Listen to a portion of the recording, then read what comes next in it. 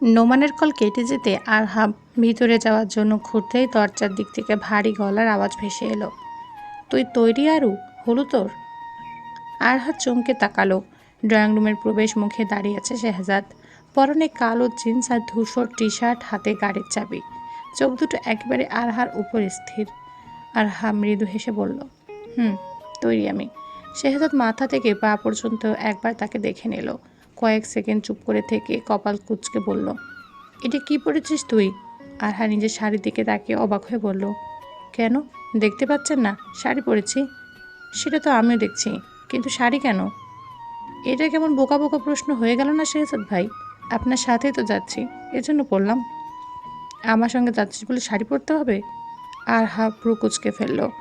লোকটা হঠাৎ এমন করছে কেন? শাড়িতে কি খারাপ লাগছে দেখতে, নাকি অন্য কিছু? আপনি এমন কেন করছেন? শাড়ি পরবো না তাহলে কি পরবো? শেহজাদ এক পা সামনে এগিয়ে এলো। আমার সঙ্গে তুই কি হিসেবে যাচ্ছিস? কেন, আপনার কাজিন হিসেবে? তাহলে কাজিনের মতোই থাক, নতুন বউ সেজে দাওয়া দেওয়ার দরকার কি? আরহার মুখে হাসিটা মিলিয়ে গেল। আমি তো শুধু... শেহজাদ কথা শেষ করতে দিল না। তার আগে ওর মাথা থেকে পা পর্যন্ত একবার দেখে নিয়ে বলল, আর এটা কি ধরনের ব্লাউজ পরেছিস? পিঠের এতটা খোলা কেন? পাশ থেকেও দেখা যাচ্ছে। এসব পরে বাইরে যাবি তুই? আরহা অস্বস্তিতে আঁচলটা আরও ভালো করে গায়ে টেনে নিয়ে ধীর গলায় বলল, এতটাও খোলা না তো শেহজাদ ভাই। মুখে মুখে তর্ক করছিস তুই? এক চড় মারবো বুঝলি। আমার চোখে যতটুকু পড়েছে সেটাই যথেষ্ট। নিজেকে এবার সবার সামনে নর্তকীর রূপে উপস্থাপন করার কি দরকার? আপনি ভুল বুঝছেন শেহজাদ ভাই। তাহলে কোনটা সঠিক বুঝিয়ে বল। শেহজাদের এমন কথায় মন খারাপ হয়ে গেল আরহার। ও তো অন্য কারোর জন্য সাজেনি। লোককে দেখানোর চেষ্টা কোনো কালই ছিল না। সে তো এইসব শেহজাদের জন্য সেজেছে। কিন্তু মানুষটা এভাবে বলতে পারলো, মানছি এভাবে ভালো লাগেনি তার, কিন্তু তাই বলে ওকে একজন নর্তকীর সাথে তুলনা করবে লোকটা? আমি কাউকে কিছু দেখানোর জন্য সাজিনি। অনেকদিন পর বাইরে যাচ্ছি, তাই একটু শাড়ি পরতে ইচ্ছে হয়েছে, ব্যাস। শেহজাদ ঠোঁট বাঁকিয়ে তাকালো। বাইরে গেলে শাড়ি পরতে হবে? আর এই ঠোঁটে কি রেখেছে সেসব? আর অজান্তে ঠোঁটে হাত ছুঁয়ে দিল। লিপস্টিক? এটা লিপস্টিক? এমন রং দিয়েছি যে দূর থেকে দেখলে একদম বেমানান লাগছে। এক্ষুনি মুছে ফেল, আর এই শাড়িটা বদলে আয়। আরহা এবার কষ্ট পেয়ে বলল, আপনার এত সমস্যা হচ্ছে কেন? আমাকে কি এতটাই খারাপ লাগছে? শেহজাদ এক মুহূর্ত চুপ করে রইল। তার চোখে বিরক্তির আড়ালে যেন অন্য এক অনুভূতি লুকিয়ে আছে, কিন্তু সেটা প্রকাশ পেল না। শুধু সংক্ষিপ্ত গলায় বলল, আমি চাই না আমার সঙ্গে থাকা কাউকে নিয়ে কেউ অযথা কথা বলুক। যা, 5 মিনিটের মধ্যে অন্য ড্রেস পরে আয়। কথাটা বলে সে আরহার উত্তরের অপেক্ষা না করে মুখ ফিরিয়ে চলে গেল। আর আরহা স্থির হয়ে দাঁড়িয়ে রইল ড্রয়িং রুমে। বুকের ভেতরটা হঠাৎ করে কেন যেন ভারী হয়ে উঠেছে। সে বুঝতেই পারছে না শেহজাদের এই রাগটা কি শুধুই দায়িত্ববোধ, নাকি এর পেছনে অন্য কোনো অজানা কারণ লুকিয়ে আছে। আজ কয়েকদিন ধরে মনোয়ারা বেগমের শরীরটা খুব একটা ভালো যাচ্ছে না। সকাল থেকে জ্বর জ্বর ভাব, মাথাটাও ভার হয়েছে। ঠিকমতো রান্নাবান্না করতে পারছেন না। আবার মাহারা ছোট রনিরও ঠিকঠাক যত্ন নেওয়া হচ্ছে না। বয়স তো আর কম হলো না। এই বয়সে শরীর ভেঙে পড়তে সময় লাগে না। তার উপর কাজের মেয়েটাও 2 দিন ধরে আসছে না। মেয়েটা দিন দিন খুব ফাঁকিবাজ হয়ে উঠেছে। একদিন আসে তো 2 দিন উধাও। বোনদেরও নানা রকম অজুহাত। বিকেল গড়িয়ে সন্ধ্যা নামার উপক্রম। রান্নাঘরে গিয়ে কয়েকবার দাঁড়িয়ে আবার ফিরে এসেছেন মনোয়ারা বেগম। কী রান্না করবেন, আদৌ পারবেন কি না, কিছুই যেন বুঝে উঠতে পারছেন না। ঠিক তখনই হঠাৎ কলিং বেলের শব্দে নীরবতা ভাঙল। ধীরে ধীরে গিয়ে দরজাটা খুলতেই সামনে দাঁড়িয়ে থাকা পরিচিত মুখটা দেখে তার ক্লান্ত চোখে এক মুহূর্তের জন্য স্বস্তি নেমে এলো।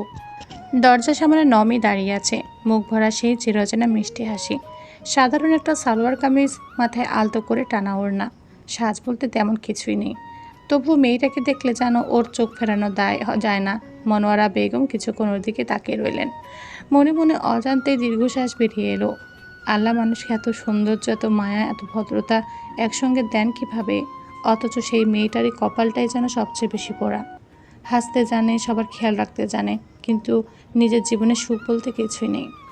নমি ভিতরে ঢুকতে ঢুকতে একটু অপরাধে হাসি হেসে বলল, সরি আন্টি, 2 দিন বাসায় ছিলাম না। ছোটো বোনটা হঠাৎ অসুস্থ হয়ে পড়েছিল। আব্বুও যেতে বলেছিল, তাই ওদিকেই ছিলাম। জুতো খুলে এক পাশে রেখে চারপাশে চোখ বুলিয়ে আবার বলল, রনি কোথায় আন্টি? আজ কি পড়বে না? মনোয়ারা বেগম কিছুক্ষণ ওর মুখের দিকে তাকিয়ে রইলেন। মেয়েটা আগের মতো হাসছে, কিন্তু সেই হাসির আড়ালে যে কতটা ক্লান্তি লুকিয়ে আছে সেটা বুঝতে তার ফাঁকে নেই। বয়স বাড়লে মানুষ নাকি চোখে দেখেই অনেক কিছু বোঝা যায়, হয়তো তিনিও বুঝলেন। একটা দীর্ঘশ্বাস চেপে তিনি ধীর গলায় বললেন, পড়বে মা, তবে আজ দুপুর থেকে একটু মন খারাপ করে বসে আছে। বারবার বলছে আন্টি কই, এই দুদিন এলো না কেন, তোর জন্য অপেক্ষা করছিল। নমির ঠোঁটে অচেনা এক কোমল হাসি ফুটে উঠল। আচ্ছা, তাহলে তো আজ আমাকে শাস্তি পেতেই হবে। কথাটা বলে সে ঘরের ভেতরে উকি দিল। ঠিক তখনই ছোট্ট রনি দৌড়ে বেরিয়ে এলো। ম্যাম! চিৎকার করে নমির কোমর জড়িয়ে ধরতেই মেয়েটা হেসে মাথায় হাত বুলিয়ে দিল। এই যে আমার বাবু, এই যে দুদিন আসেনি, তুমি রাগ করেছ? রনি ঠোঁট ফুলিয়ে বলল, রাগ করিনি, কিন্তু আপনি তো 2 দিন আসেননি, তাই আমিও পড়িনি।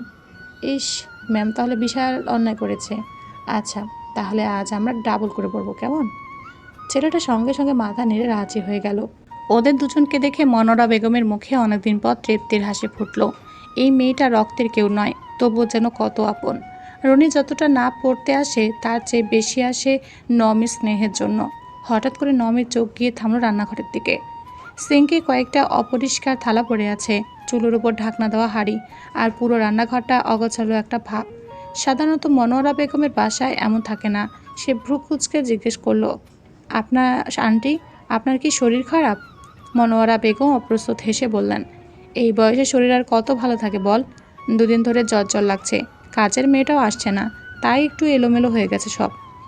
কথাটা শুনে নমের হাসিটা মিলিয়ে গেল। ব্যাগটা চুপচাপ সোফার উপর রেখে ও ওনার আঁচলটা কোমরে গুজে নিল। রনি, তুমি বই নিয়ে বসো, আমি 5 মিনিটের মধ্যে আসছি। কোথায় যাবেন ম্যাম? তোমাদের জন্য একটু রান্নাঘরে যুদ্ধ করতে। কথাটা বলে কোনো উত্তর শোনার অপেক্ষা না করে সে রান্নাঘরের দিকে এগিয়ে গেল। আর মনোয়ারা বেগম দাঁড়িয়ে রইলেন স্থির হয়ে। কেন জানি হঠাৎ করে বুকের ভেতরটা মোচড় দিয়ে উঠল তার।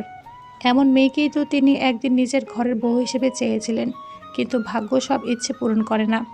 কিছু মানুষকে শুধু দূর থেকে আপন ভেবে ভালোবাসতেই হয়। খিদেটাও পেয়েছে, তাই নমিকে কিছু বললেন না। নমি প্রথমে রান্নাঘরটা গুছিয়ে নিল। সিঙ্কে পড়ে থাকা বাসন ধুয়ে জায়গা মতো রাখলো। কাউন্টারটা মুছে পরিষ্কার করলো। এরপর তাকে রাখা আটা ডিব্বাটা নামিয়ে দ্রুত আটা মেখে নরম নরম গোল রুটি বেলা শুরু করলো। চুলার আঁচে একটার পর একটা রুটি ফুলে উঠছে, আর পুরো ঘর জুড়ে ছড়িয়ে পড়ছে সদ্য সেকা আটার উষ্ণ গন্ধ। ঘরের অবস্থা আর মনোয়ারা বেগমের ক্লান্ত মুখ দেখে নমি বুঝে গিয়েছিল আজ সম্ভবত কেউ ঠিকমতো কিছু খায়নি। অসুস্থ শরীর নিয়ে রান্না করাটাও যেন কষ্টকর, সেটা ও খুব ভালো করেই জানে। কয়েক মিনিটের মধ্যে রুটি, ডিম ভাজা আর আগে রান্না করা সবজি গরম করে সুন্দর করে ডাইনিং টেবিলে সাজিয়ে দিল সে। ঠিক তখনই দোতলা সিঁড়ি বেয়ে নিচে নামলেন শাহজাহান সাহেব। ডাইনিংয়ের দিকে চোখ যেতেই নমিকে দেখে তার মুখে প্রশস্ত হাসি ফুটে উঠল। আরে, কে এসেছে দেখো তো, এ যে আমাদের বাড়ির নতুন সদস্য। নমি ট্রে নামিয়ে হেসে তাকালো তার দিকে। নতুন সদস্য কেন আঙ্কেল? আমি তো অনেক আগে সদস্য হয়ে গেছি। শাহজাহান সাহেব হো হো করে হেসে উঠলেন। তা ঠিকই বলেছ, তোমাকে ছাড়া তো এ বাসায় এখন কেমন যেন ফাঁকা লাগে। নমি মুচকে এসে মাথা নেড়ে বলল, এখন কিন্তু গল্প করার সময় নেই। নিধিকে ওর দাদির কাছে রেখে এসেছি, একা আছে বেচারি। রনিকে পড়িয়ে আমাকে আবার বাসায় ফিরতে হবে। এরপর প্লেটগুলো তাদের দিকে এগিয়ে দিয়ে বলল, আপনারা আগে এসব খেয়ে নিন, আন্টি তো কিছুই খায়নি মনে হচ্ছে। আমি রনিকে পড়িয়ে আসছি, তারপর যদি সময় পাই একটু বসে গল্প করব। মনোহরা বেগম আর শাহজাহান সাহেব একবার একে অপরের দিকে তাকালেন। মেয়েটা নিজের সংসার, নিজের দায়িত্ব সামলিয়েও কি অদ্ভুত আন্তরিকতায় অন্যের বাড়িটাকেও আপন করে নিয়েছে। এমন মানুষ আজকাল সত্যিই বড় কম দেখা যায়। নমি রনিকে নিয়ে পড়ার ঘরে চলে যেতেই ডাইনিংয়ে নেমে এলো একরাশ নীরবতা। কিছুক্ষণ দুজন চুপচাপ খেতে লাগলেন। সদ্য সেকা রুটির উষ্ণগন্ধে ঘরটা ভরে আছে, অথচ সেই উষ্ণতার মাঝেও দুজনের মন যেন কোথাও ভারী হয়ে আছে। শাহজাহান সাহেব এক টুকরো রুটি ছিঁড়ে ধীরে ধীরে বললেন, মেয়েটাকে দেখলে সত্যি মায়া লাগে। মনোয়ারা বেগম দীর্ঘশ্বাস ফেললেন। মায়া তো লাগবেই, এমন একটা মেয়েকে কি আর সহজে পাওয়া যায়? ভদ্র, নম্র, দায়িত্বশীল, নিজের সংসারে কত ঝড় বয়ে যাচ্ছে, তবু মুখে কখনো বিরক্তি নেই। অন্যের জন্য হাসি মুখে সব করে যায়। কিছুক্ষণ থেমে তিনি বিষণ্ণ গলায় বললেন, জানো, মাঝে মাঝে মনে হয় যদি নমির জীবনে এত অন্ধকার না থাকতো তাহলে মেয়েটাকে আমাদের ঘরের বউ করে আনতাম, সোহাগের বউ করতাম ওকে। তাহলে অন্তত রনি একটা মায়ের মতো মা পেত। শাহজাহান সাহেব স্ত্রীর দিকে তাকালেন, তার চোখেও যেন একই আক্ষেপ। আমিও বহুবার ভেবেছি কথাটা। রনি তো ওকে প্রাণের চেয়েও বেশি ভালোবাসে, আর নমিও ছেলেটাকে নিজের সন্তানের মতে আগলে রাখে। এই কয়েক মাসে ও যেন এই বাড়ির একজন সদস্য হয়ে গেছে। কিন্তু চাইলে কি সব হয় গো? মেয়েটা যে বিবাহিত। এত ভালো একটা মেয়ের ভাগ্য কি নিষ্ঠুর পরীক্ষায় না জুটেছে। বিবাহিত হয়েও সংসারের সুখ বলতে কিছুই পায়নি। যে মানুষটা ওর পাশে থাকার কথা ছিল, সেই মানুষটাই ওর সবচেয়ে বড় কষ্টের কারণ। ডাইনিং টেবিলে আবারও নীরবতা নেমে এলো। পড়ার ঘর থেকে তখন রনির হাসির শব্দ ভেসে আসছে। সেই হাসির সঙ্গে মিশে আছে নমির কোমল কণ্ঠ। দুজনেই একবার সেদিকে তাকালেন। মনোয়ারা বেগমের বুকের ভেতরটা আবার হু হু করে উঠল। কিছু মানুষকে নিজের আপন করে পাওয়ার সব যোগ্যতা থাকে, তবু নিয়তি তাদের অন্য কারো জীবনে অসমাপ্ত কষ্টের সঙ্গে বেঁধে দেয়। আর সে অসহায় সত্য মেনে নেওয়া ছাড়া চারপাশের মানুষের কিছুই করার থাকে না। নমির ক্ষেত্রেও তেমনই হয়েছে। রাত গড়িয়ে প্রায় 9টা বাজে। দীর্ঘ পথ পাড়ি দিয়ে সন্ধ্যার আগেই শেহজাদের ভাড়া ফ্ল্যাটে পৌঁছেছিল তারা। পথ জুড়ে যথারীতি আরহার মাথা ব্যথা শুরু হয়েছিল। ছোটবেলা থেকেই তার জার্নি একদম সহ্য হয় না। একটু দীর্ঘ সময় গাড়িতে থাকলেই মাথা ঝিমঝিম করে, বমি বমি ভাব হয়। তাই বাসায় পৌঁছে শেহজাদ ওকে জোর করে ওষুধ খেয়ে বিশ্রাম নিতে পাঠিয়েছিলেন। এখনও গভীর ঘুমে আচ্ছন্ন সে। শেহজাদের ফ্ল্যাটটা খুব বড় নয়, তবে পরিপাটি আর গোছানো। 2 বেডরুম, একটি ছোট ড্রয়িং রুম, ডাইনিং স্পেস, রান্নাঘর আর বারান্দা মিলিয়ে একদম ছিমছাম একটি বাসা। মূলত অফিস কোয়ার্টারে থাকার ব্যবস্থা রয়েছে শেহজাদের, তবে তার দায়িত্বের ধরনটা অন্যরকম। মাঝে মধ্যে এমন কিছু সামরিক দায়িত্ব, গোয়েন্দা সমন্বয় সভা কিংবা বিশেষ অপারেশন সংক্রান্ত কাজ পড়ে, যার জন্য কয়েকদিন অফিস কোয়ার্টারের বাইরে অবস্থান করতে হয়। সে কারণেই এই ফ্ল্যাটটি নেওয়া। অবশ্য সেটা সম্পূর্ণ কর্তৃপক্ষের অনুমতি এবং সামরিক বাহিনীর নির্ধারিত নিয়মকানুন মেনেই। ব্যক্তিগত প্রয়োজনে হলেও তার প্রতিটি পদক্ষেপে অফিসিয়াল রুলসের আওতার মধ্যে সীমাবদ্ধ। ফ্ল্যাটটিতে প্রয়োজনীয় সব কিছু রয়েছে, আসবাবপত্র থেকে শুরু করে রান্নাঘরের সামগ্রী সবই পরিপাটি করে সাজানো। কোথাও অপ্রয়োজনীয় জিনিসের ছাপ নেই। পুরো ঘর জুড়ে যেন শেহজাদের স্বভাবেরই প্রতিফলন, শৃঙ্খলাবদ্ধ, পরিচ্ছন্ন আর নিঃশব্দ। শেহজাদ বিকেলে এসে ক্লান্ত শরীরটা সোফায় এলিয়ে দিয়েছিল। দীর্ঘ ড্রাইভের ক্লান্তি আর কয়েক রাতের টানা অনিদ্রায় চোখ লেগে গিয়েছিল তারও। প্রায় 8 ঘন্টা আগে ঘুম ভেঙেছে, উঠে ফ্রেশ হয়ে 1 কাপ ব্ল্যাক কফি খেয়েছে। তারপর অজাতেই পা দুটো এগিয়ে গেল পাশের ঘরের দিকে। দরজাটা আধ খোলা, খুব আস্তে ভেতরে ঢুকলো শেহজাদ। এসি মৃদু বাতাসে পর্দাগুলো হালকা দুলছে। বিছানার পাশ ফিরে তাকিয়ে আছে আরহা, এক হাত গালের নিচে, অন্য হাতটা আলতো করে বিছানার উপর রাখা। এলোমেলো কাল করা চুলে কিছু গোছা মুখ ছুঁয়ে আছে। শেহজাদ কয়েক মুহূর্ত নীরবে তাকিয়ে রইল। অদ্ভুত, জেগে থাকলে মেয়েটা কত কথা বলে, কত রাগ করে, কত অভিমান করে, অথচ ঘুমিয়ে থাকলে মনে হয় পৃথিবীর সব শান্তি এসে আশ্রয় নিয়েছে তার মুখে। কি ভীষণ নিষ্পাপ লাগছে, যেন কোনো কলুষতার ছোঁয়া নেই, যে ছুলেই ভেঙে যাবে এমন কাচের পুতুল। অজান্তে শেহজাদের ঠোঁটের কোণে এক চিলতে হাসি ফুটে উঠল, কিন্তু পরক্ষণে বিকেলের ঘটনাটা মনে পড়তেই হাসিটা মিলিয়ে গেল। মেয়েটা নিশ্চয়ই এখনও তার উপর ভীষণ রেগে আছে। তখন এই কথাগুলো হয়তো অনেক বেশি রুক্ষ হয়ে গিয়েছিল, কিন্তু কি করতো ও? আরহা কারোর সাথে বেশি মিশুক তা পছন্দ নয় শেহজাদের। সেখানে ওই নোমান নামের ছেলেটার সাথে এত রসিয়ে রসিয়ে কথা বলার কী ছিল? ঘরে ঢোকার আগেই দরজার বাইরে দাঁড়িয়ে অনিচ্ছা সত্ত্বেও কথোপকথনের শেষ অংশটা শুনে ফেলেছিল শেহজাদ। জনাব বলছে জানাবো, এই শব্দগুলো অদ্ভুতভাবে কাটার মতো বিঁধেছিল তার ভেতরে। তাই তো নিজের রাগ কন্ট্রোল করতে পারেনি, এমন রূঢ় আচরণ করে ফেলেছে। এইসব মনে আসতে শেহজাদ দীর্ঘশ্বাস ফেলল। তুই বুঝলি না আরু, আমি তোকে অপমান করতে চাইনি, কিন্তু কথাটা বলে ধীরে ধীরে বিছানার পাশে গিয়ে দাঁড়ালো সে। ঘুমের ঘোরে আরহা একটু নড়ে উঠতেই কপালের উপর নেমে আসে এক গোছা চুল মুখের উপর পড়ে গেল। এক মুহূর্তের জন্য হাত বাড়িয়েও থেমে গেল শেহজাদ। না, এভাবে তাকে স্পর্শ করার অধিকার এখনও তার নেই। হাতটা ধীরে ধীরে আবার মুঠো করে নামিয়ে নিল সে। তারপর আরহার দিকে তাকে মৃদু স্বরে বলল, সরি আরু, সত্যিই সরি। বিশ্বাস কর, তোকে কষ্ট দেওয়ার ইচ্ছে আমার কখনোই ছিল না, কিন্তু তুই যখন নোমানের সাথে কথা বলছিলি তখন আমার যেন কি হয়েছিল, বারবার মনে হচ্ছিল যেন তুই হারিয়ে যাবি আমার থেকে। আমি শুধু ভয় পাই তোকে হারানোর ভয়, তোকে কষ্ট দেওয়ার ভয়। তাই অনেক সময় কথাগুলো এলোমেলো হয়ে যায়। তুই আমার কাছে শুধু ভালোবাসার মানুষ না আরু, তুই আমার সবচেয়ে সুন্দর দুর্বলতা, সবচেয়ে গভীর নেশা। এমন এক নেশা যেটা আমাকে ধ্বংসও করতে পারে, আবার বাঁচিয়ে রাখতে পারে। এই যে সবাই আমাকে শক্ত মানুষ বলে, সেই আমি প্রতিদিন তোর সামনে এসে ভেঙে পড়ি। তোর একটু হাসির জন্য পুরো পৃথিবীর সঙ্গে লড়তে পারি, আবার তোর এক ফোঁটা চোখের জলের কাছে সম্পূর্ণ পরাজিত হয়ে যাই। জানিস, আমি যুদ্ধ করতে শিখেছি, মৃত্যুর সামনে দাঁড়াতে শিখেছি, অথচ তোর সামনে এলে আমি অসহায় হয়ে যাই। ভীষণ ইচ্ছে করে তোর কপালে একটা চুমু এঁকে বলি, এই মেয়েটাই আমার শান্তি, কিন্তু পরক্ষণেই নিজেকে থামিয়ে দিই। কারণ আমার ভালোবাসা যদি তোকে এক মুহূর্তের জন্য অস্বস্তিতে ফেলে, তাহলে সেই ভালোবাসার কোনো মূল্য নেই আমার কাছে।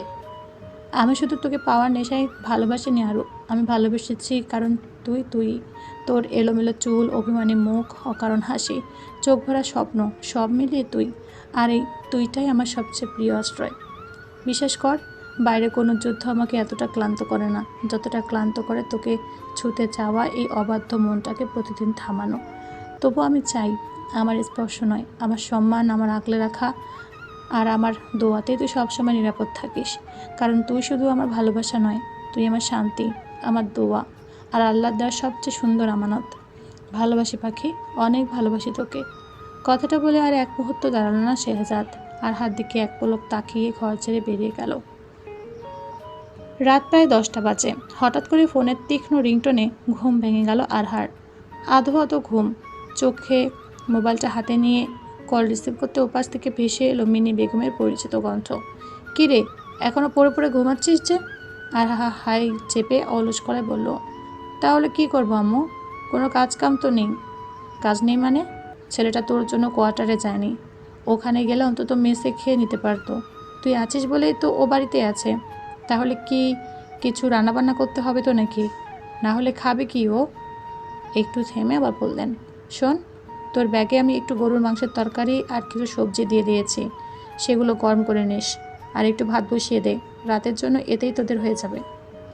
কথাগুলো বলে আর এক মুহূর্ত সময় না দিয়ে ফোন কেটে দিলেন মিনি বেগম। আরহা কয়েক সেকেন্ড ফোনটার দিকে তাকিয়ে রইল, তারপর একটা দীর্ঘশ্বাস ফেলে ধীরে ধীরে বিছানা ছেড়ে উঠল।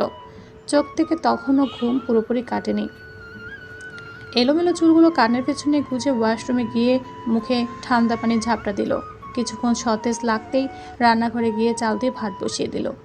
চুলার আগুন জ্বলতে থাকলেও মনটা যেন কোথাও আটকে গেছিল। হঠাৎ বিকেলে ঘটনাটা মনে পড়তেই বুকের ভেতরটা কেমন হু হু করে উঠল।